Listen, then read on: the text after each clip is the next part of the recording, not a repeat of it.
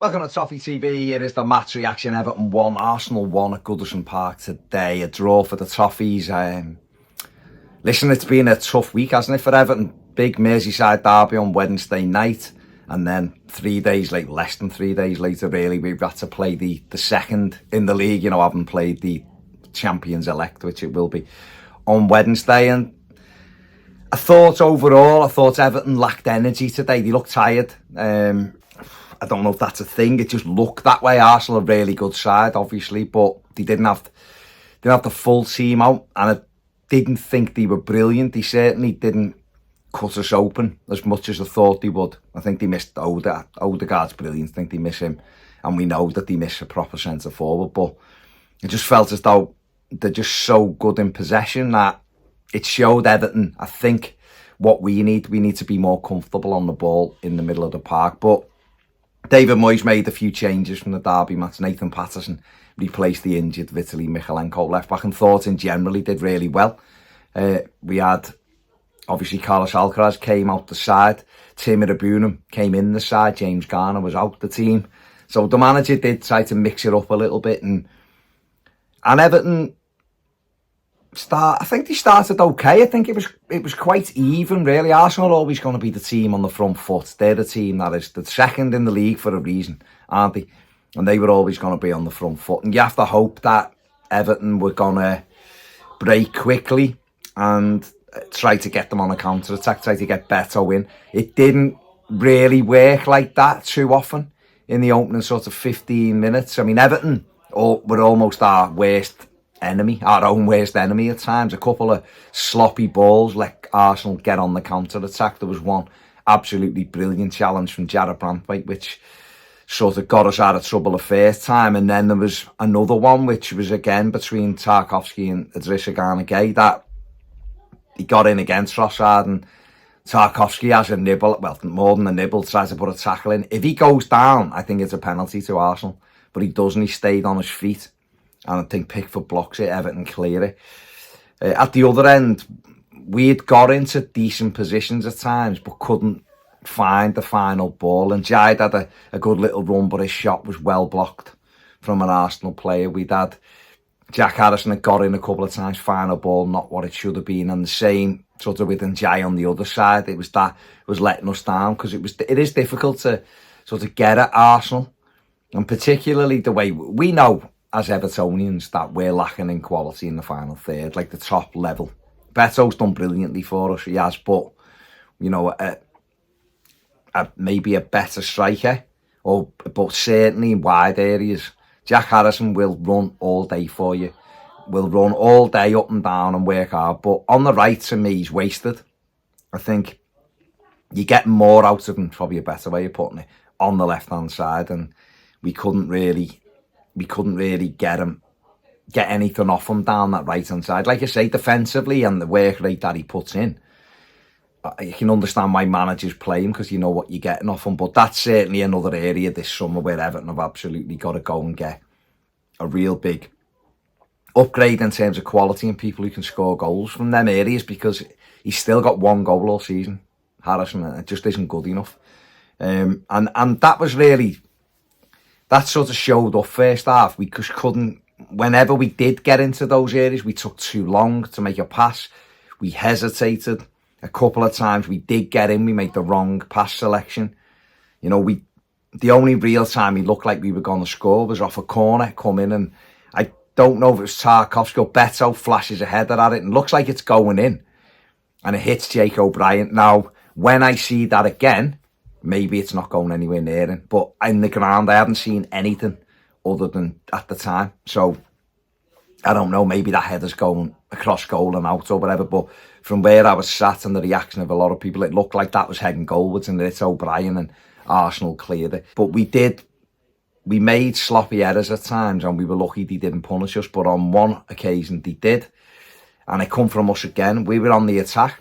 A poor ball into the box, it's cleared, and then Idrissa Gana Gueye and Tarkowski sort of get in each other's way, if you like. Garner heads it up in the air, and I think Tarky's got to commit to going for it. I think it's Raheem Sterling who's on it, and he doesn't. He backs off, which means Sterling can bring it under control and off go Arsenal. Sterling carries it on, plays it wide to Trossard, and then I think Jake O'Brien has to do better. He doesn't close him down. Trossard gets it on and finishes it brilliantly beyond Pickford into the far corner to give Arsenal a lead. Everton come back strongly and had a couple of moments quickly where the ball down the side, which if Beto has a shot early, I think he can at least test Raya. He doesn't. He ends up winning a corner, but he hesitated and that went. And then one on the other side, the same thing, ball into the box. He hesitates and ends up on the stretch trying to keep it alive when Arsenal clear it. But in those moments, you've got to get your shots away. Jake O'Brien should have done better with a diving header. He ended up butting Mikel Merino, and they both needed treatment. And that was sort of it from that. But one thing I want to pick up on was Darren England. What an awful display today from him as a referee. Like a really poor display. It wasn't a difficult game to referee watching it, but he was just so poor, inconsistent. And I just, again, I'll come to the end of the game in a minute, which highlighted how poor he was. But another thing happened today, and I've never seen it before, and I don't think it's supposed to happen, and that is that VAR recommend a yellow card, which they're not allowed to do.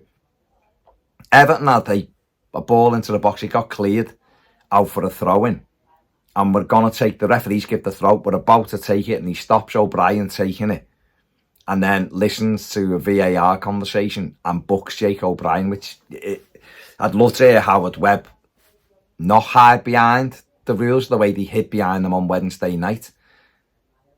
But I've never seen that before. They're not supposed to do it.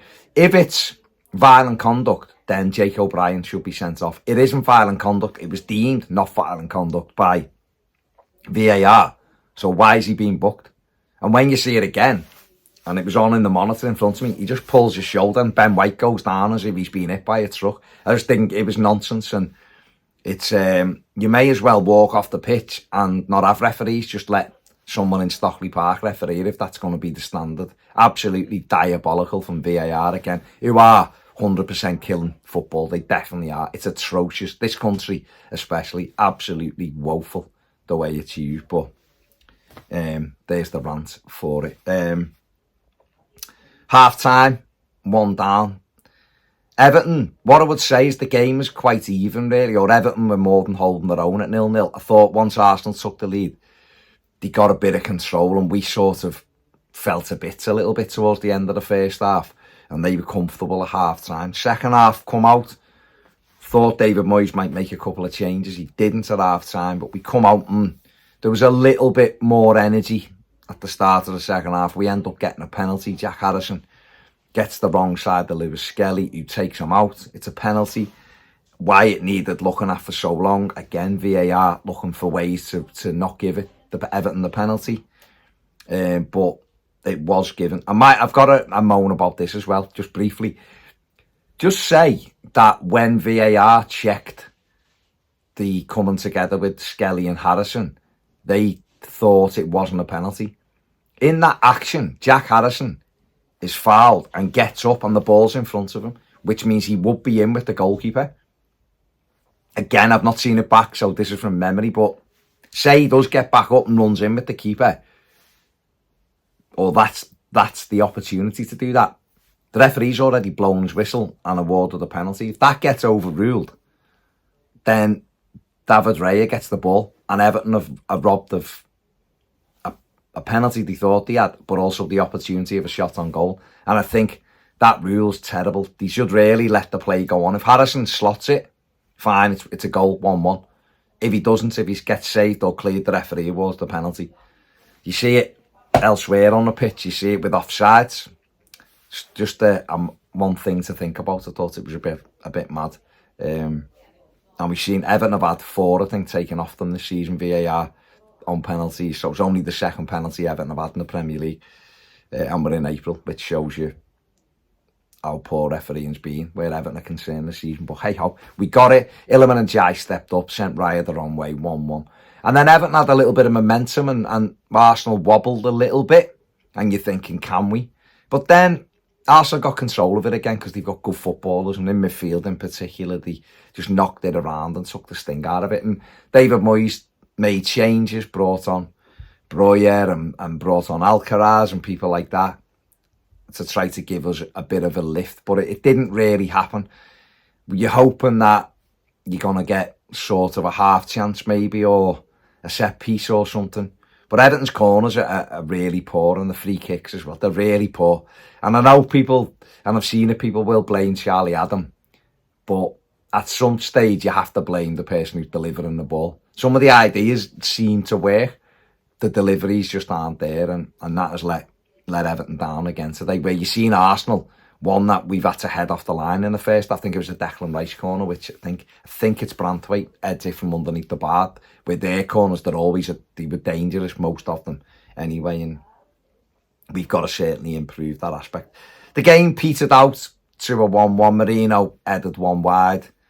We didn't really have anything of note. Couple of half moments where it could have felt to us, and we weren't really able to fashion anything. But then the referee blew the whistle early. And this is the problem for them. When they put at least 4 minutes on the board, and we've got a clock in which is just time in the game for when it kicks off, and it shows you that it's 15, 18 seconds before he said the game should be finished. The Everton players had to point him at the clock, and when he looked up, it still hadn't got to the 4 minutes. And then he starts trying to pretend his watch wasn't working or something. Absolutely woeful. I've never seen it before. Blow the whistle, then go, oh no, sorry, it isn't over. I've made a mistake. Absolutely nonsense. And it took, again, that momentum of get the ball forward out of Everton, but just really poor. I'm not saying Everton, we didn't do anything. We got the free kick and wasted that anyway, but just really poor from Darren England, and not a great week, I don't think, for officials this week. But there you go. It ended 1-1. Man of the match, tricky one, this one. I think Idrissa Gay was everywhere. I don't think our midfield was amazing today. I thought Idrissa was everywhere. I thought Patterson done all right at left back. Not to give him man, I thought he'd done all right. I thought Jarrod Branthwaite had a good game as well. I'm going to give it to Idrissa Gay because he was everywhere. Does 3 men's job in midfield. So Idrissa Gay is my man of the match. But Branthwaite was definitely a shout for a good performance as well. That is it from me. Make sure you like, subscribe, leave a comment in the comments section. Have a great weekend. See you later.